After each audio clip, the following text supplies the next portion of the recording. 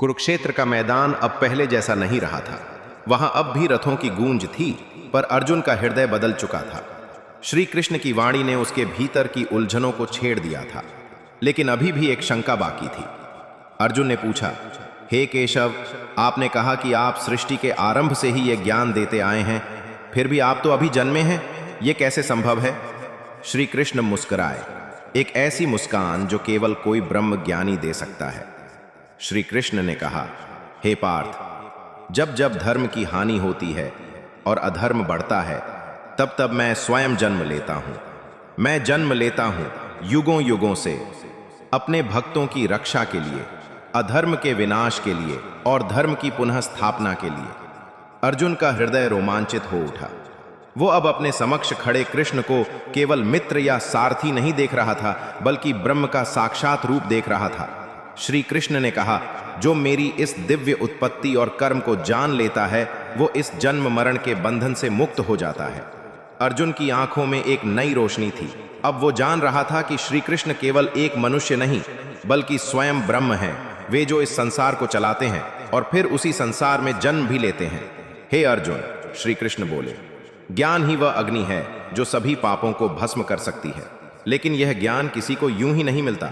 इसके लिए श्रद्धा चाहिए, विनम्रता चाहिए और एक योग्य गुरु की सेवा करनी होती है।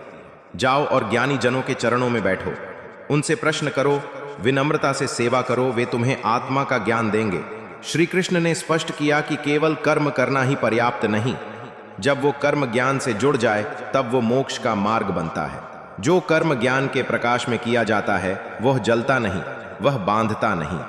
हे अर्जुन, जैसे अग्नि लकड़ी को भस्म कर देती है, वैसे ही ज्ञान सारे कर्मों को भस्म कर देता है। हे अर्जुन, यदि तेरा हृदय संशय से भरा रहेगा, तो तू न इस लोक को पाएगा न परलोक को। यह संशय आत्मा का शत्रु है। इसलिए उठ और उस ज्ञान से स्वयं को शुद्ध कर जो संदेह को जला देता है। अर्जुन अब चुप था, लेकिन भीतर से वह शांत हो रहा था। उसकी आंखें बंद थीं, जैसे वह किसी अनंत रोशनी को देख रहा हो। हे अर्जुन, श्री कृष्ण ने कहा, सभी प्राणी मेरे ही अंश हैं, वे मेरे ही शरीर के अंश हैं, लेकिन मोह और माया उन्हें भूल में डाल देती है। जब व्यक्ति मोह को त्याग कर केवल आत्मा और ईश्वर को देखने लगता है, तभी वह मुक्त होता है। जो कर्म में अकर्तापन देखता है और अकरण में कर्म देखता है, वही सच्चा ज्ञानी है। यह सुनकर अर्जुन का मन चमत्कृत हो उठा। कर्म करना और फिर भी उसमें न फंसना, यही तो कठिनाई थी। कर्म कर पर उसमें डूब मत, संसार में रह पर संसार का बन मत। यज्ञ, दान और तप, ये सभी श्रेष्ठ हैं, श्री कृष्ण बोले, लेकिन सबसे श्रेष्ठ है ज्ञान का यज्ञ, क्योंकि ज्ञान से आत्मा का बंधन टूटता है। हे अर्जुन, किसी व्यक्ति का सबसे बड़ा उपहार यह है कि वह किसी को आत्मज्ञान दे। इसलिए हे अर्जुन, संशय की तलवार से अपने हृदय को काट डाल। उठ, अपने कर्तव्य को निभा और मेरा स्मरण करते हुए युद्ध कर। अर्जुन की आंखें फिर खुलीं।